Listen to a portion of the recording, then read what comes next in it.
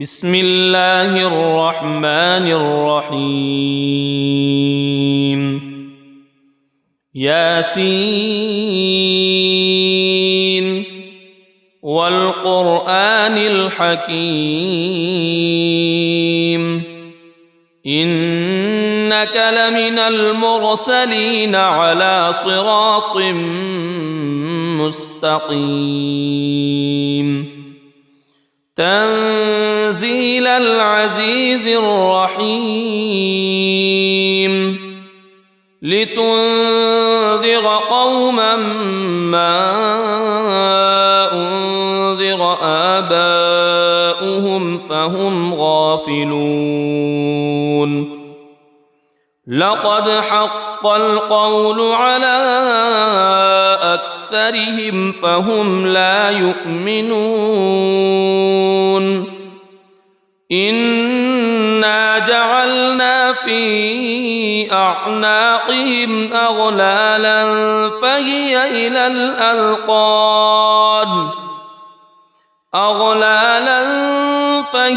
إلى الأذقان فهم مقمحون وجعلنا من بين أيديهم سدا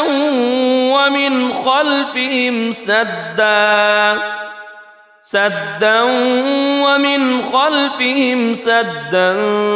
فأغشيناهم فهم لا يبصرون وسواء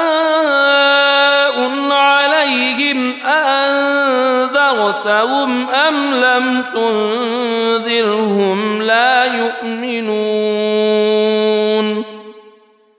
إنما تنذر من اتبع الذكر وخشي الرحمن بالغيب فبشره بمغفرة وأجر كريم إنا نحن نحيي الموتى ونكتب ما قدموا وآثارهم وكل شيء أحصيناه في إمام مبين واضرب لهم مثلا أصحاب القرية إذ جاءها المرسلون إذ أرسلنا إليهم اثنين فكذبوهما فعززنا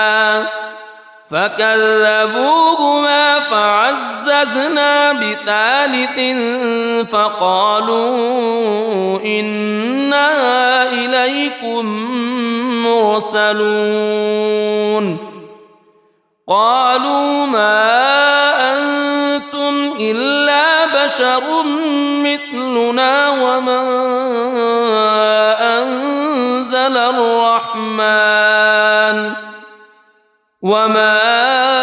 أنزل الرحمن من شيء إن أنتم إلا تكذبون قالوا ربنا يعلم إنا إليكم لمرسلون وما علينا إلا البلاغ المبين قالوا إنا تطيرنا بكم لئن لم تنتهوا لنرجمنكم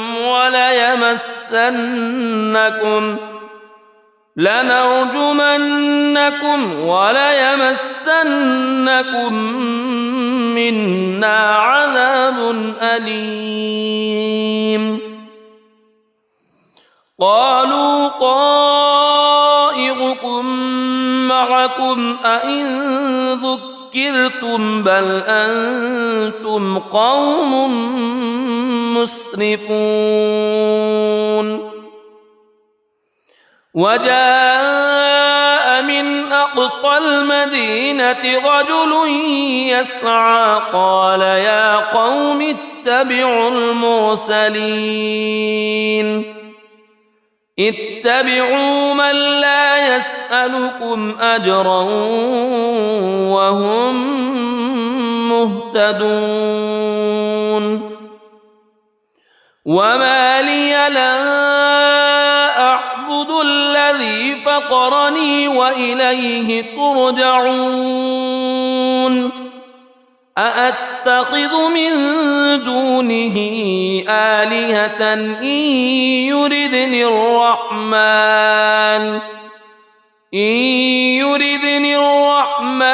بضر لا تغن عني شفاعتهم شيئا ولا ينقذون إني إذا لفي ضلال مبين إني آمنت بربكم فاسمعون قيل ادخل الجنة قال يا ليت قومي يعلمون بما غفر لي ربي وجعلني من المكرمين وما أنزلنا على قومه من بعده من جند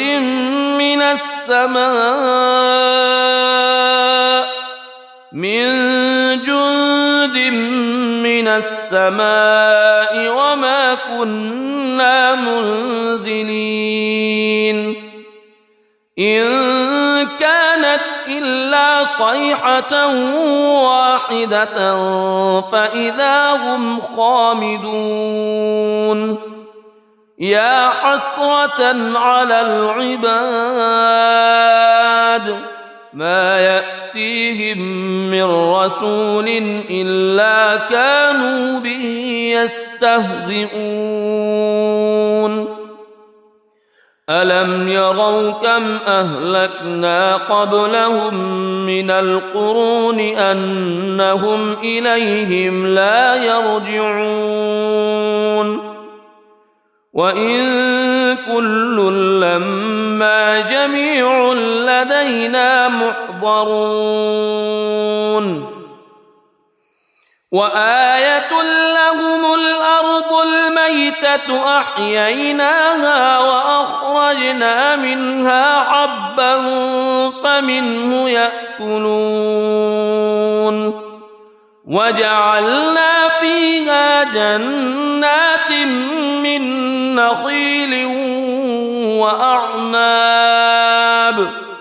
من نخيل وأعناب وفجرنا فيها من العيون ليأكلوا من ثمره وما عملته أيديهم أفلا يشكرون سبحان الذي خلق الأزواج كلها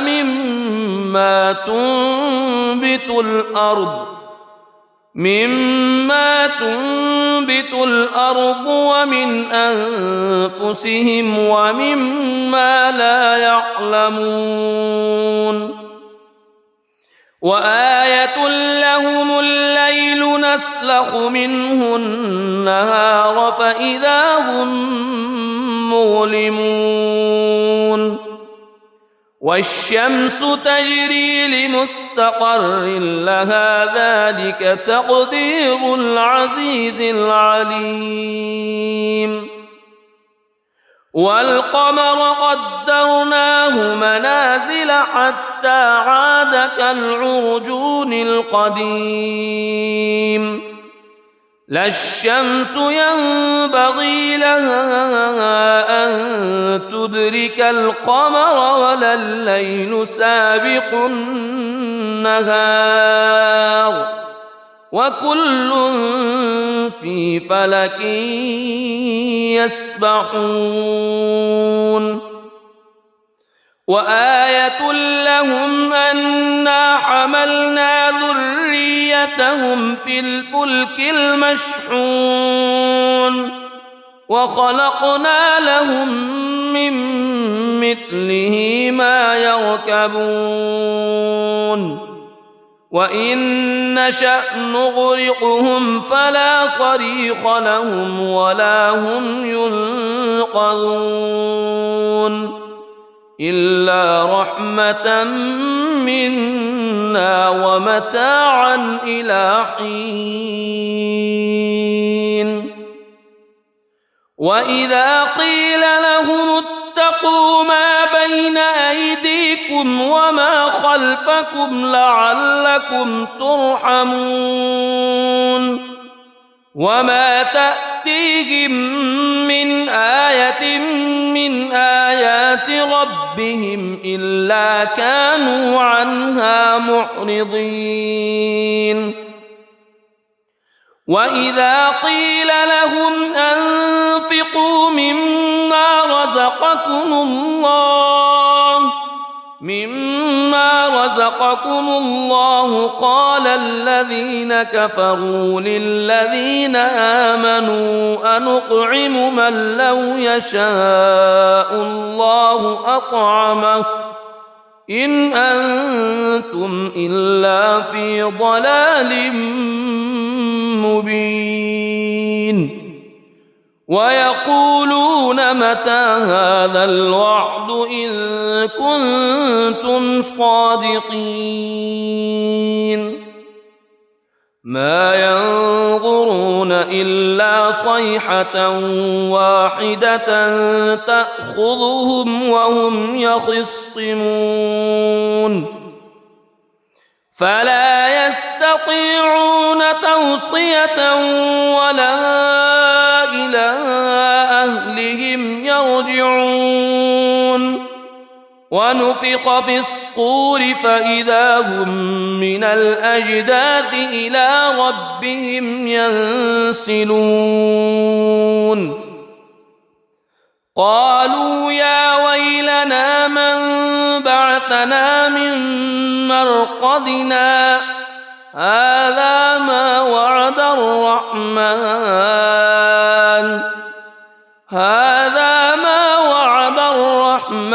وصدق المرسلون إن كانت إلا صيحة واحدة فإذا هم جميع لدينا محضرون فاليوم لا تظلم نفس شيئا ولا تجزون إلا ما كنتم تعملون إن أصحاب الجنة اليوم في شغل فاكهون هم وأزواجهم في ظلال على الأرائك متكئون لهم فيها فاكهة ولهم ما يدعون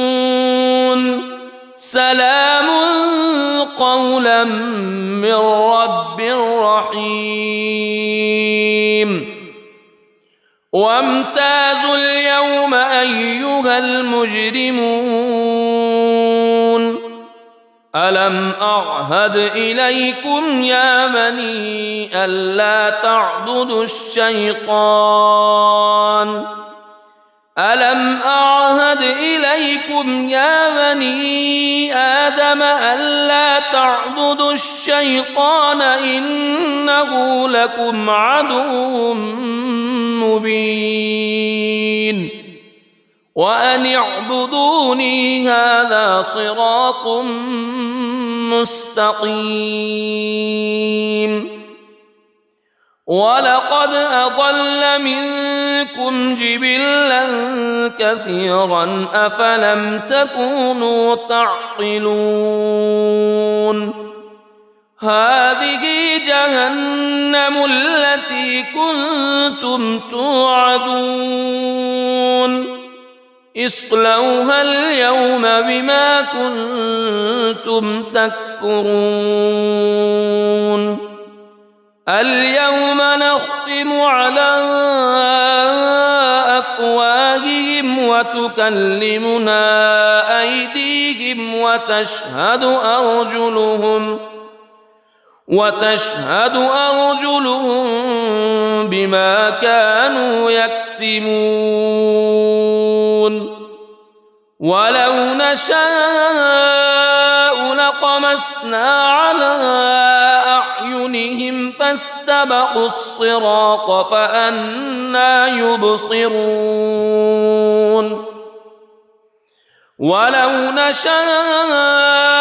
لمسخناهم على مكانتهم فما استطاعوا مضيا ولا يرجعون ومن نعمره ننكسه في الخلق أفلا يعقلون وما علمناه الشعر وما ينبغي له إن هو إلا ذكر وقرآن مبين لينذر من كان حيا ويحق القول على الكافرين أولم يروا أنا خلقنا لهم مما عملت أيدينا أنعاما فهم لها مالكون وذللناها لهم فمنها ركوبهم ومنها يأكلون ولهم فيها منافع ومشارب أفلا يشكرون واتخذوا من دون الله آلهة لعلهم ينصرون لا يستطيعون نصرهم وهم لهم جند محضرون فلا يحزنك قولهم إنا نعلم ما يسرون وما يعلنون أولم ير الإنسان أنا خلقناه من نطفة فإذا هو خصيم مبين وضرب لنا مثلا ونسي خلقه قال من يحيي العظام وهي رميم قل يحييها الذي أنشأها أول مرة وهو بكل خلق عليم الذي جعل لكم من الشجر الأخضر نارا فإذا أنتم منه توقدون أوليس الذي خلق السماوات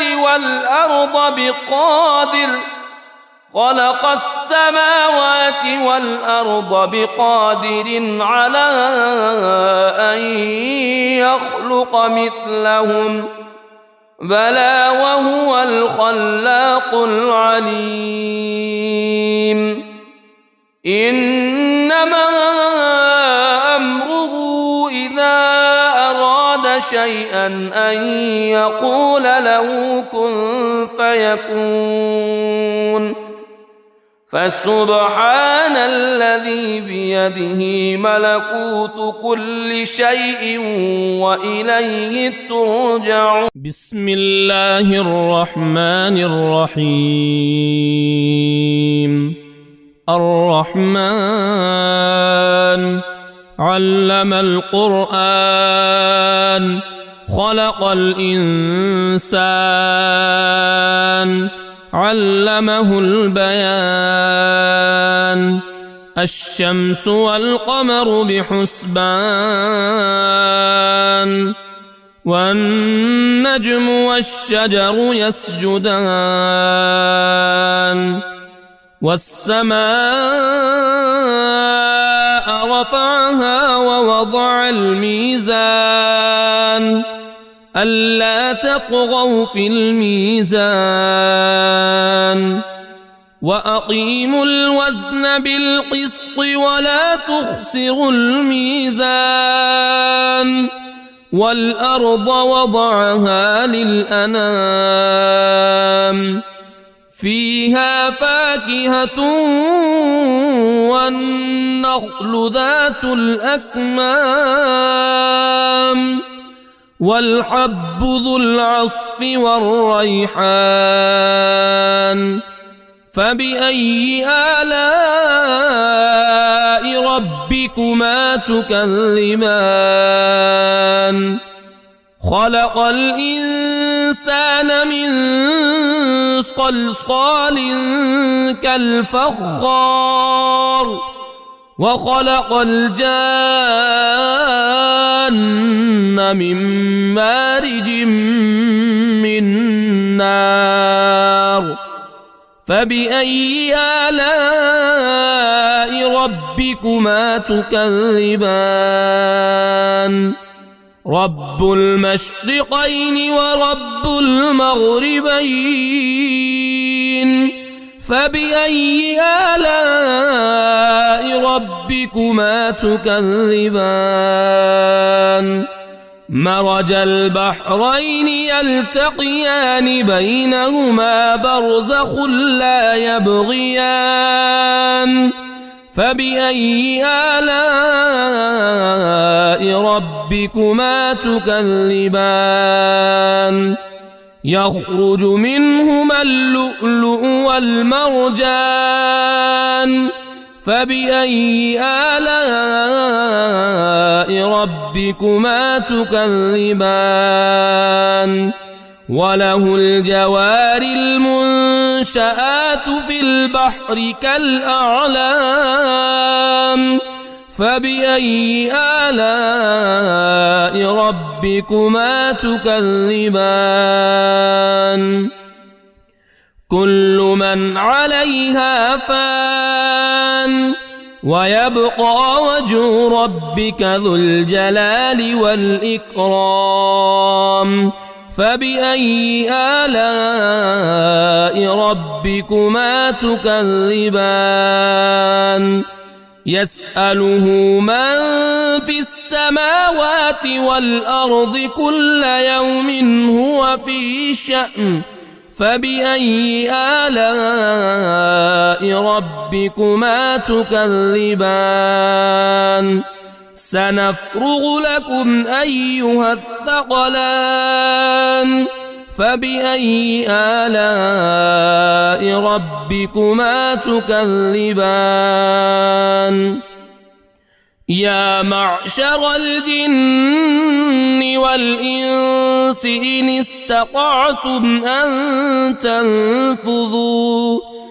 إن استطعتم أن تنفذوا من أقطار السماوات والأرض فانفذوا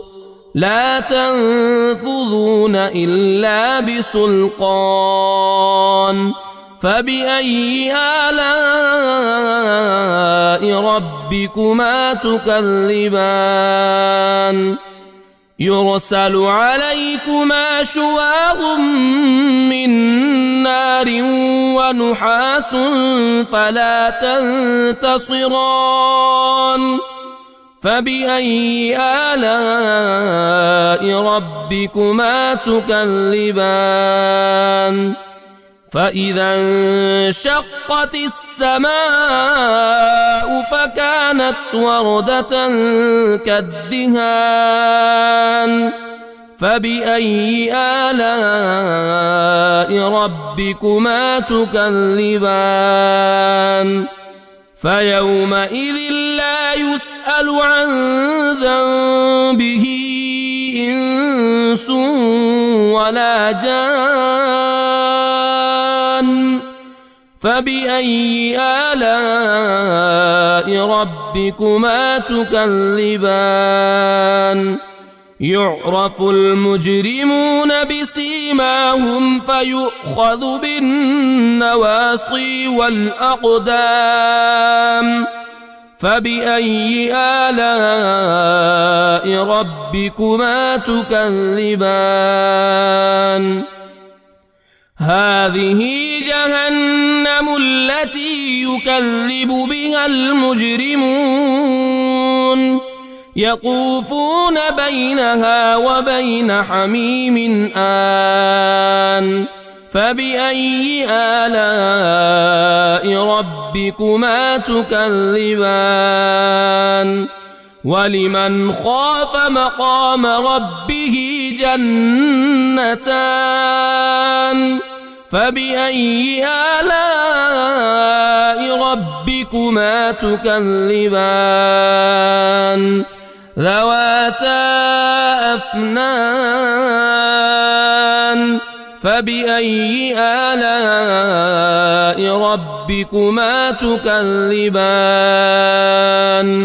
فيهما عينان تجريان فبأي آلاء ربكما تكذبان فيهما من كل فاكهة زوجان فبأي آلاء ربكما تكذبان متكئين على فرش بطائنها من استبرق وجنى الجنتين دان فبأي آلاء ربكما تكذبان فيهن قاصرات الطرف لم يطمثهن إنس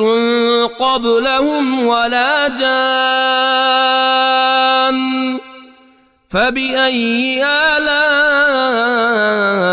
ربكما تكذبان كأنهن الياقوت والمرجان فبأي آلاء ربكما تكذبان هل جزاء الإحسان إلا الإحسان فبأي آلاء ربكما تكذبان ومن دونهما جنتان فبأي آلاء ربكما تكذبان مدهامتان فبأي آلاء ربكما تكذبان فيهما عينان نضاختان فبأي آلاء ربكما تكذبان فيهما فاكهة ونخل ورمان فبأي آلاء ربكما تكذبان فيهن خيرات حسان فبأي آلاء ربكما تكذبان حور مقصورات في الخيام فبأي آلاء ربكما تكذبان لم يطمثهن إنس قبلهم ولا جان فبأي آلاء ربكما تكذبان متكئين على رفرف خضر وعبقري حسان فبأي آلاء ربكما تكذبان تبارك اسم ربك ذي الجلال والإكرام بسم الله الرحمن الرحيم ياسين والقرآن الحكيم إنك لمن المرسلين على صراط مستقيم تنزيل العزيز الرحيم لتنذر قوما ما أنذر آباؤهم فهم غافلون لقد حق القول على أكثرهم فهم لا يؤمنون إنا جعلنا في أعناقهم أغلالا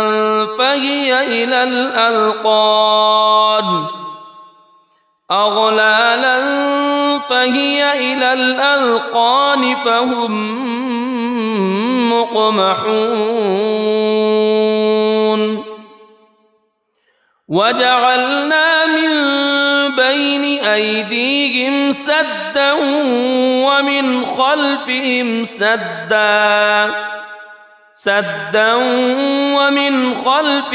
سدا فأغشيناهم فهم لا يبصرون وسواء عليهم أأنذرتهم أم لم تنذرهم لا يؤمنون إنما تنذر من اتبع الذكر وخشي الرحمن بالغيب فبشره بمغفرة وأجر كريم إنا نحن نحيي الموتى ونكتب ما قدموا وآثارهم وكل شيء أحصيناه في إمام مبين واضرب لهم مثلا أصحاب القرية إذ جاءها المرسلون إذ أرسلنا إليهم اثنين فكذبوهما فعززنا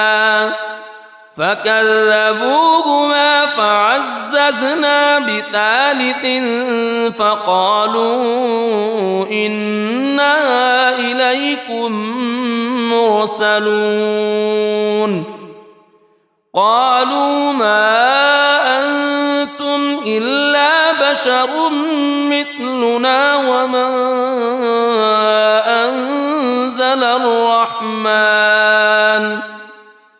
وما أنزل الرحمن من شيء إن أنتم إلا تكذبون قالوا ربنا يعلم إنا إليكم لمرسلون وما علينا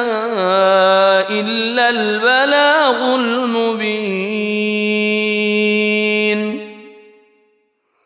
قالوا إنا تطيرنا بكم لئن لم تنتهوا لنرجمنكم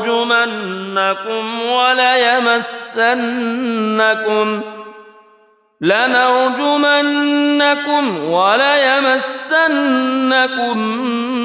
منا عذاب أليم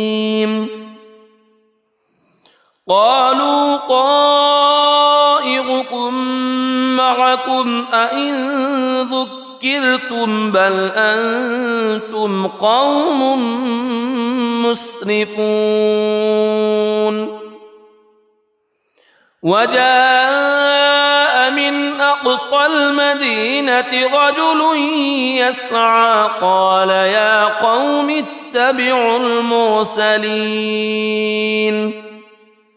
اتبعوا من لا يسألكم أجرا وهم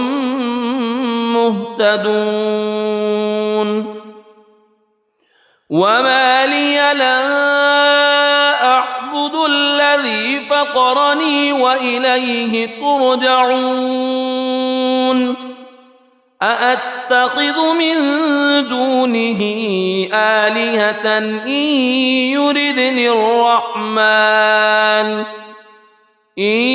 يردني الرحمن بضر لا تغن عني شفاعتهم شيئا ولا ينقذون إني إذا لفي ضلال مبين إني آمنت بربكم فاسمعون قيل ادخل الجنة قال يا ليت قومي يعلمون بما غفر لي ربي وجعلني من المكرمين وما أنزلنا على قومه من بعده من جند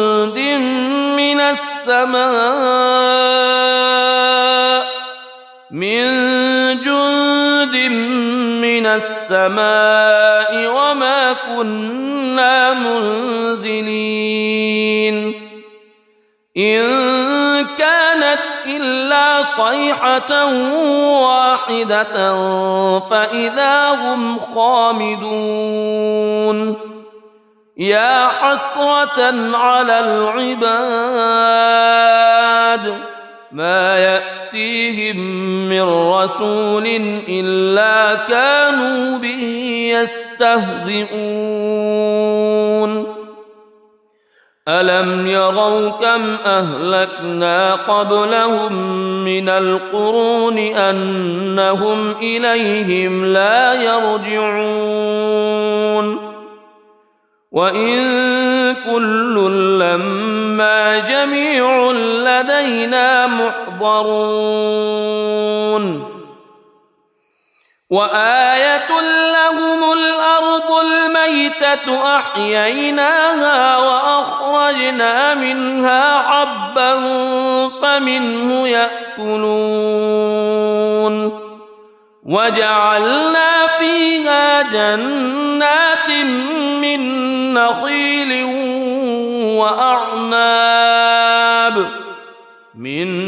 نخيل وأعناب وفجرنا فيها من العيون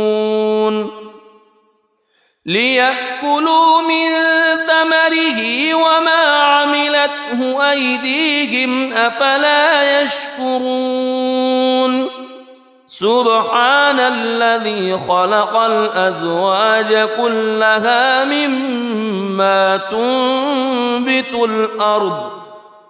مما تنبت الأرض ومن أنفسهم ومما لا يعلمون وآية لهم الليل نسلخ منه النهار فإذا هم مظلمون والشمس تجري لمستقر لها ذلك تقدير العزيز العليم والقمر قدرناه منازل حتى عاد كالعرجون القديم لا الشمس ينبغي لها أن تدرك القمر ولا الليل سابق النهار وكل في فلك يسبحون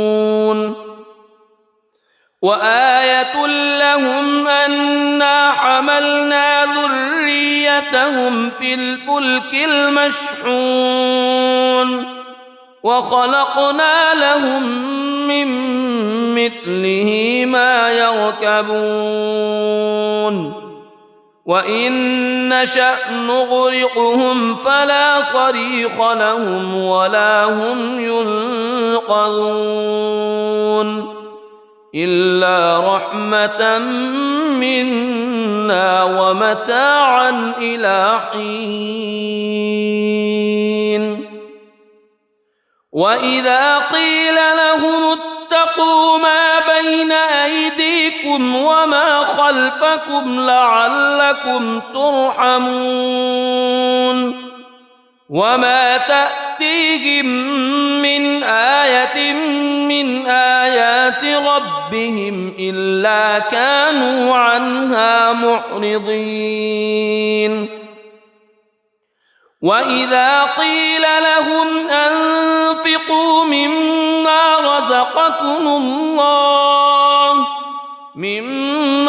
رزقكم الله قال الذين كفروا للذين آمنوا أنطعم من لو يشاء الله أطعمه إن أنتم إلا في ضلال مبين ويقولون متى هذا الوعد إن كنتم صادقين ما ينظرون إلا صيحة واحدة تأخذهم وهم يخصمون فلا يستطيعون توصية ولا إلى أهلهم يرجعون ونفخ في الصور فإذا هم من الأجداث إلى ربهم ينسلون قالوا يا ويلنا من بعثنا من مرقدنا هذا ما وعد الرحمن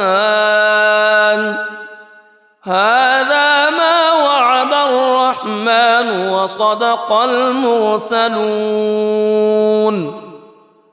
إن كانت إلا صيحة واحدة فإذا هم جميع لدينا محضرون فاليوم لا تظلم نفس شيئا ولا تجزون إلا ما كنتم تعملون إن أصحاب الجنة اليوم في شغل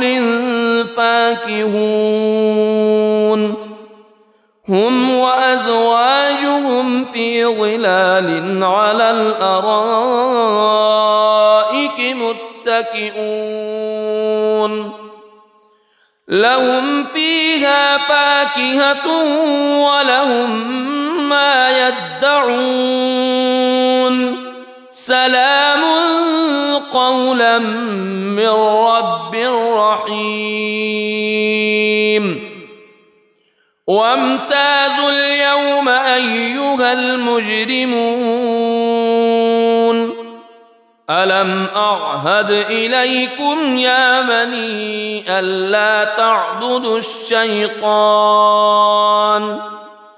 ألم أعهد إليكم يا بني آدم ألا تعبدوا الشيطان إنه لكم عدو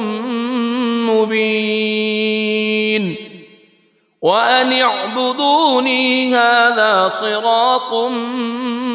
مستقيم ولقد أضل منكم جبلا كثيرا أفلم تكونوا تعقلون هذه جهنم التي كنتم توعدون اصلوها اليوم بما كنتم تكفرون اليوم نختم على أفواههم وتكلمنا أيديهم وتشهد أرجلهم بما كانوا يكسبون ولو نشاء لطمسنا على أعينهم فاستبقوا الصراط فأنى يبصرون ولو نشاء لمسخناهم على مكانتهم فما استطاعوا مضيا ولا يرجعون ومن نعمره ننكسه في الخلق أفلا يعقلون وما علمناه الشعر وما ينبغي له إن هو إلا ذكر وقرآن مبين لينذر من كان حيا ويحق القول على الكافرين أولم يروا أنا خلقنا لهم مما عملت أيدينا أنعاما فهم لها مالكون وذللناها لهم فمنها ركوبهم ومنها يأكلون ولهم فيها منافع ومشارب أفلا يشكرون واتخذوا من دون الله آلهة لعلهم ينصرون لا يستطيعون نصرهم وهم لهم جند محضرون فلا يحزنك قولهم إنا نعلم ما يسرون وما يعلنون أولم ير الإنسان أنا خلقناه من نطفة فإذا هو خصيم مبين وضرب لنا مثلا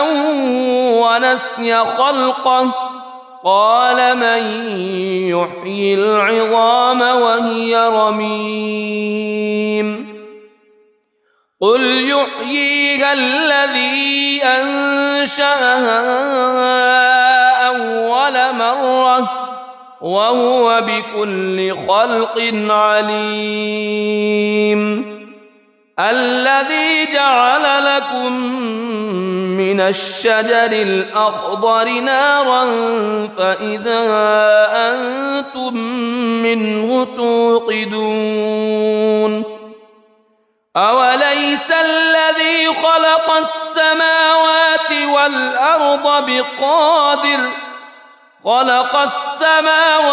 والأرض بقادر على أن يخلق مثلهم بلى وهو الخلاق العليم إنما أمره إذا أراد شيئا أن يقول له كن فيكون فسبحان الذي الذي بيده ملكوت كل شيء وإليه ترجعون. بسم الله الرحمن الرحيم. الرحمن علم القرآن خلق الإنسان علمه البيان. الشمس والقمر بحسبان والنجم والشجر يسجدان. والسماء رفعها ووضع الميزان ألا تطغوا في الميزان وأقيموا الوزن بالقسط ولا تخسروا الميزان. والأرض وضعها للأنام فيها فاكهة والنخل ذات الأكمام والحب ذو العصف والريحان. فبأي آلاء ربكما تكذبان؟ خلق الإنسان من صلصال كالفخار وخلق الجان من مارج من نار. فبأي آلاء ربكما تكذبان؟ رب المشرقين ورب المغربين. فبأي آلاء ربكما تكذبان؟ مرج البحرين يلتقيان بينهما برزخ لا يبغيان. فبأي آلاء ربكما تكذبان؟ يخرج منهما اللؤلؤ والمرجان. فبأي آلاء ربكما تكذبان؟ وله الجوار المنشآت في البحر كالأعلام. فبأي آلاء ربكما تكذبان؟ كل من عليها فان ويبقى وجه ربك ذو الجلال والإكرام. فبأي آلاء ربكما تكذبان؟ يسأله من في السماوات والأرض كل يوم هو في شأن. فبأي آلاء ربكما تكذبان؟ سنفرغ لكم أيها الثقلان. فبأي آلاء ربكما تكذبان؟ يا معشر الجن والإنس إن استطعتم أن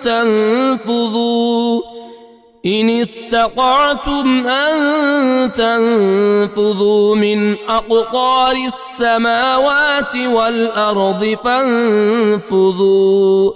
لا تنفذون إلا بسلطان. فبأي آلاء ربكما تكذبان؟ يرسل عليكما شواظ من نار ونحاس فلا تنتصران.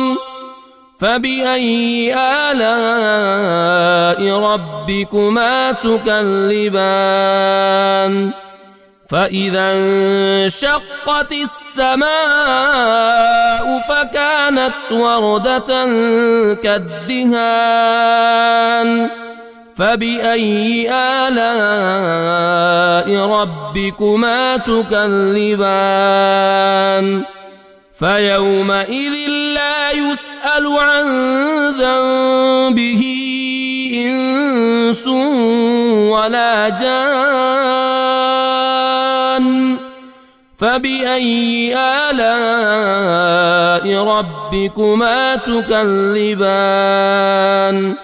يعرف المجرمون بسيماهم فيؤخذ بالنواصي والأقدام فبأي آلاء ربكما تكذبان هذه جهنم التي يكذب بها المجرمون يطوفون بينها وبين حميم آن فبأي آلاء ربكما تكذبان ولمن خاف مقام ربه جنتان فبأي آلاء ربكما تكذبان ذواتا أفنان فبأي آلاء ربكما تكذبان فيهما عينان تجريان فبأي آلاء ربكما تكذبان فيهما من كل فاكهة زوجان فبأي آلاء ربكما تكذبان متكئين على فرش بطائنها من استبرق وجنى الجنتين دان فبأي آلاء ربكما تكذبان فيهن قاصرات الطرف لم يطمثهن إنس قبلهم ولا جان فبأي آلاء ربكما تكذبان كأنهن الياقوت والمرجان فبأي آلاء ربكما تكذبان هل جزاء الإحسان إلا الإحسان فبأي آلاء ربكما تكذبان ومن دونهما جنتان فبأي آلاء ربكما تكذبان مدهامتان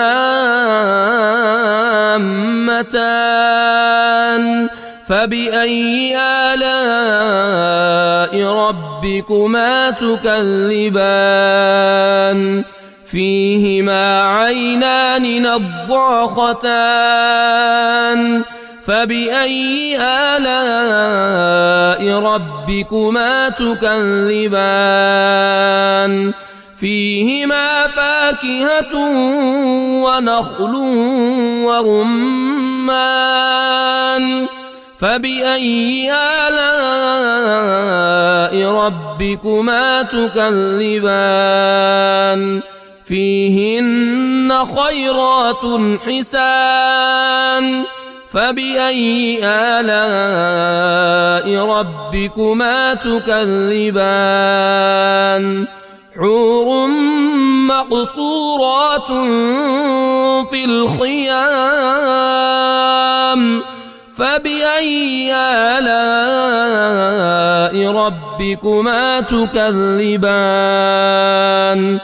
لم يطمثهن إنس قبلهم ولا جان فبأي آلاء ربكما تكذبان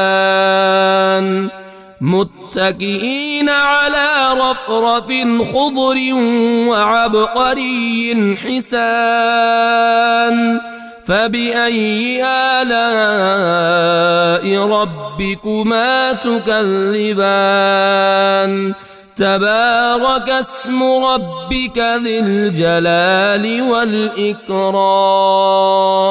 بسم الله الرحمن الرحيم ياسين والقرآن الحكيم إنك لمن المرسلين على صراط مستقيم تنزيل العزيز الرحيم لتنذر قوما ما أنذر آباؤهم فهم غافلون لقد حق القول على أكثرهم فهم لا يؤمنون إنا جعلنا في أعناقهم أغلالا فهي إلى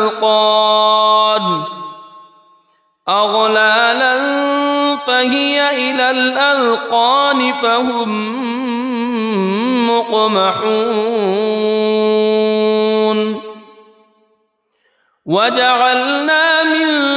بين أيديهم سدا ومن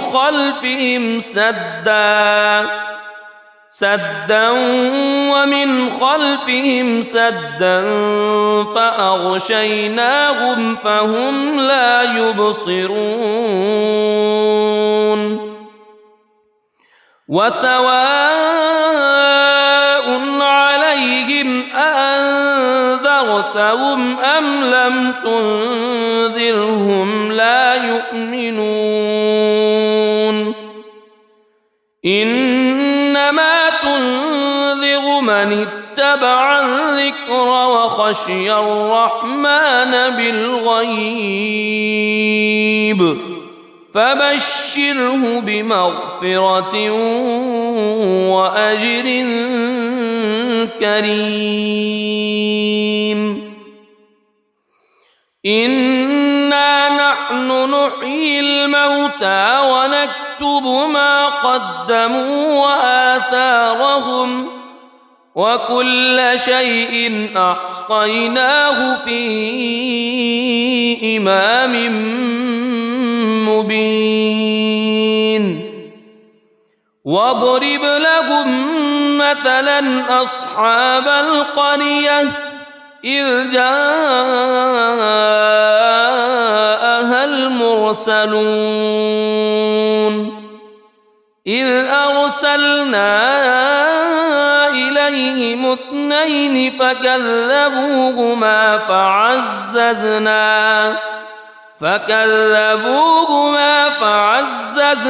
بثالث فقالوا إنا إليكم مرسلون قالوا ما أنتم إلا بشر مثلنا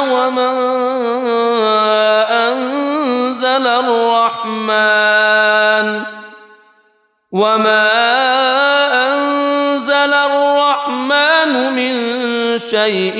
إن أنتم إلا تكذبون قالوا ربنا يعلم إنا إليكم لمرسلون وما علينا إلا البلاغ المبين قالوا إنا تطيرنا بكم لئن لم تنتهوا لنرجمنكم وليمسنكم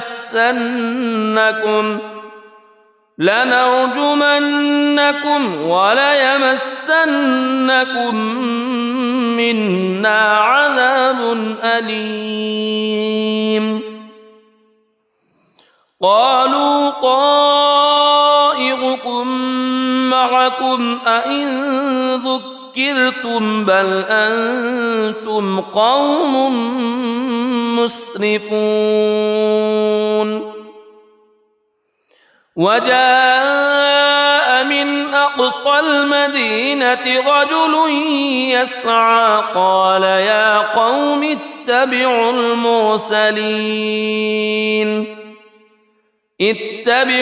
من لا يسألكم أجرا وهم مهتدون وما لي لا أعبد الذي فطرني وإليه ترجعون أأتخذ من دونه آلهة إن يردني الرحمن بضر لا تغن عني شفاعتهم شيئا ولا ينقذون إني إذا لفي ضلال مبين إني آمنت بربكم فاسمعون قيل ادخل الجنة قال يا ليت قومي يعلمون بما غفر لي ربي وجعلني من المكرمين وما أنزلنا على قومه من بعده من جند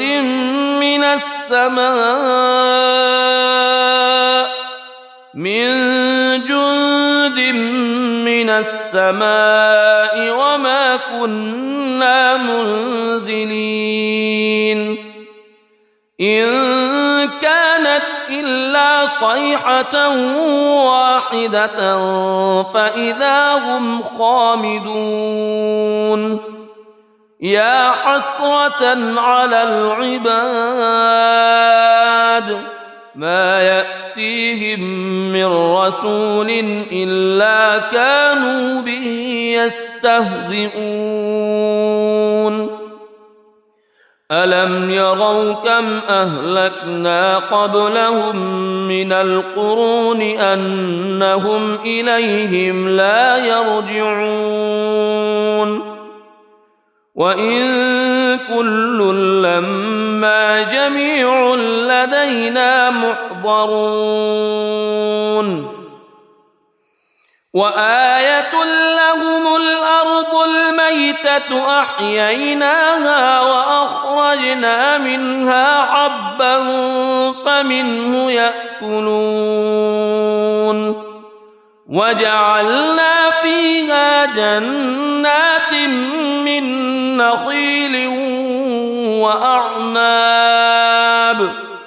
من نخيل وأعناب وفجرنا فيها من العيون ليأكلوا من ثمره وما عملته أيديهم أفلا يشكرون سبحان الذي خلق الأزواج كلها مما تنبت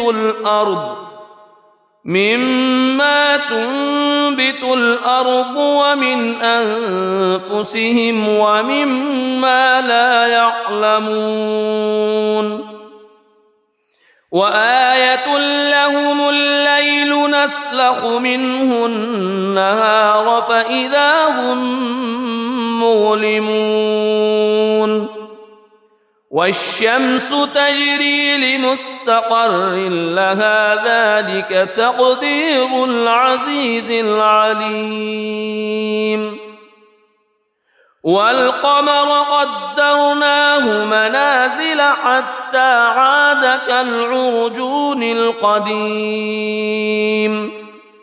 لا الشمس ينبغي لها أن تدرك القمر ولا الليل سابق النهار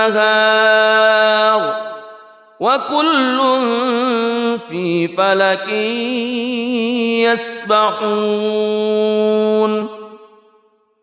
وآية لهم أنا حملنا ذريتهم في الفلك المشحون وخلقنا لهم من مثله ما يركبون وإن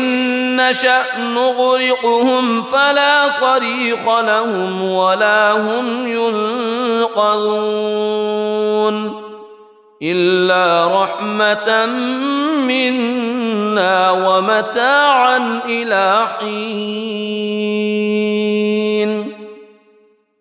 وإذا قيل لهم اتقوا ما بين أيديكم وما خلفكم لعلكم ترحمون وما تأتيهم من آية من آيات ربهم إلا كانوا عنها معرضين وإذا قيل لهم أنفقوا مما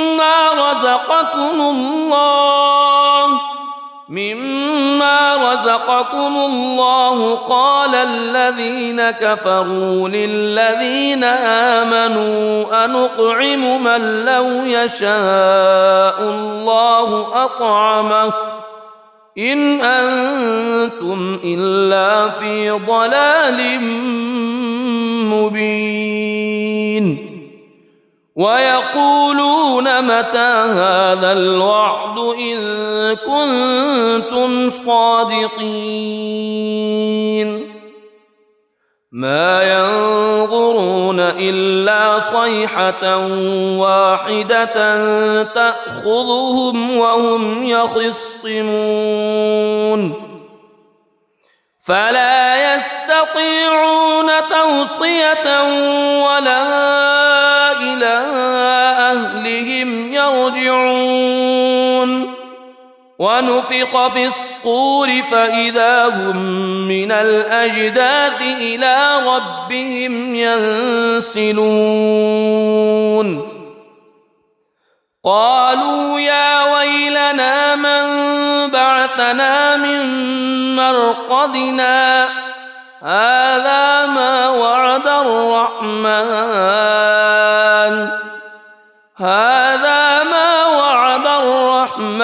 وصدق المرسلون إن كانت إلا صيحة واحدة فإذا هم جميع لدينا محضرون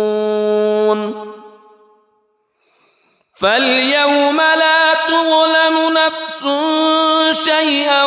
ولا تجزون إلا ما كنتم تعملون إن أصحاب الجنة اليوم في شغل فاكهون هم وأزواجهم في ظلال على الأرائك متكئون لهم فيها فاكهة ولهم ما يدعون سلام قولا من رب رحيم وامتازوا اليوم أيها المجرمون ألم أعهد إليكم يا بني ألا تعبدوا الشيطان ألم أعهد إليكم يا بني آدم ألا تعبدوا الشيطان إنه لكم عدو مبين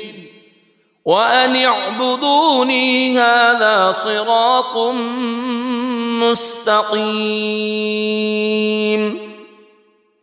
ولقد أضل منكم جبلا كثيرا أفلم تكونوا تعقلون هذه جهنم التي كنتم توعدون اصلوها اليوم بما كنتم تكفرون اليوم نختم على أفواههم وتكلمنا أيديهم وتشهد أرجلهم بما كانوا يكسبون ولو نشاء لطمسنا على أعينهم فاستبقوا الصراط فأنى يبصرون ولو نشاء لمسخناهم على مكانتهم فما استطاعوا مضيا ولا يرجعون ومن نعمره ننكسه في الخلق أفلا يعقلون وما علمناه الشعر وما ينبغي له إن هو إلا ذكر وقرآن مبين لينذر من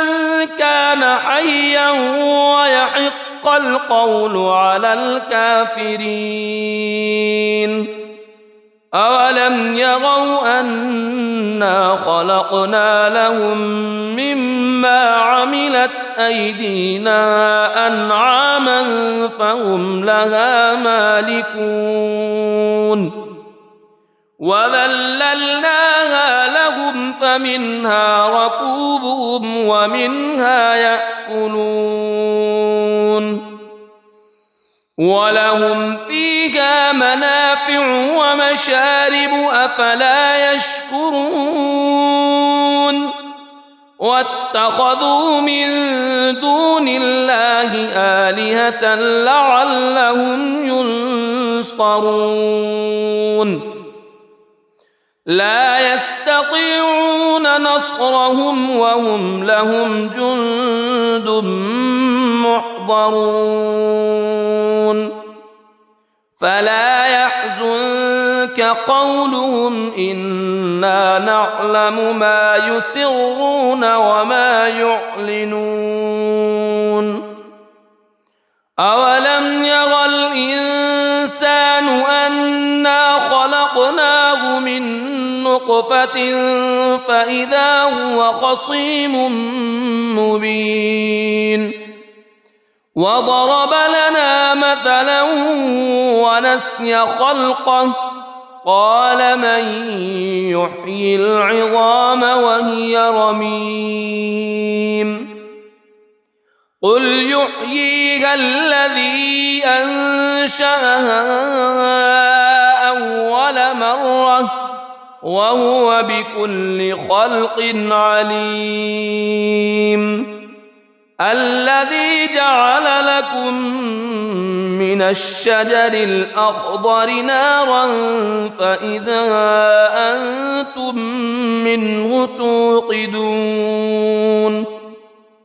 أوليس الذي خلق السماوات والأرض خلق السماوات والأرض بقادر على أن يخلق مثلهم بلى وهو الخلاق العليم إنما أمره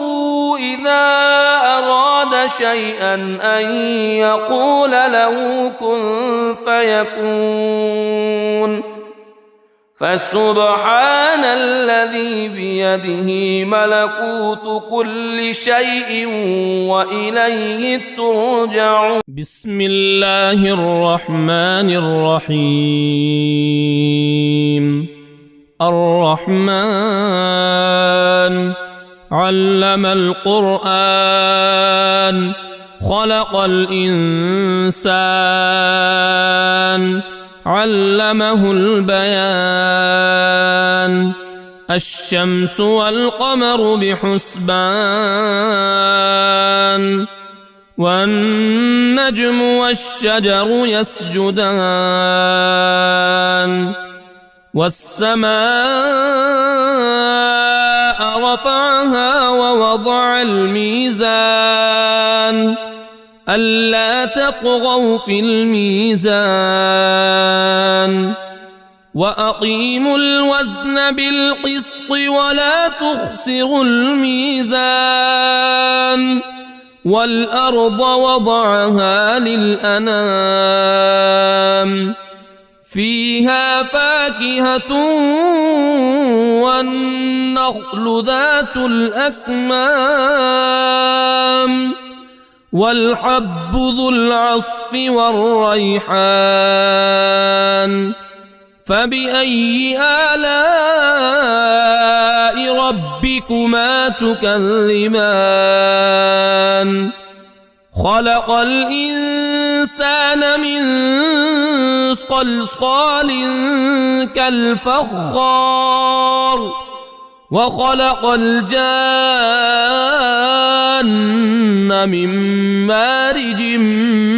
من نار فبأي آلاء ربكما تكذبان رب المشرقين ورب المغربين فبأي آلاء ربكما تكذبان مرج البحرين يلتقيان بينهما برزخ لا يبغيان فبأي آلاء ربكما تكذبان يخرج منهما اللؤلؤ والمرجان فبأي آلاء ربكما تكذبان وله الجوار المنشآت في البحر كالأعلام فبأي آلاء ربكما تكذبان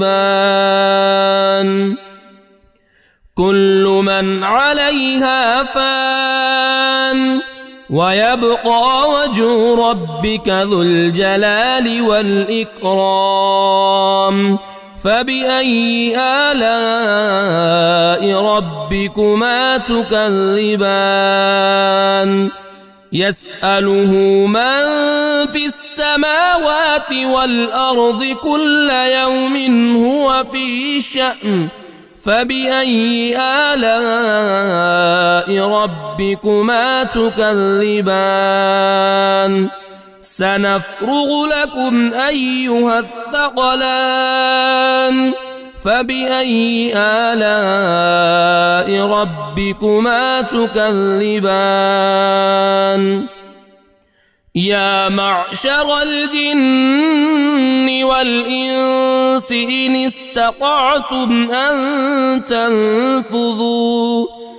إن استطعتم أن تنفذوا من أقطار السماوات والأرض فانفذوا لا تنفذون إلا بسلطان فبأي آلاء ربكما تكذبان يرسل عليكما شواظ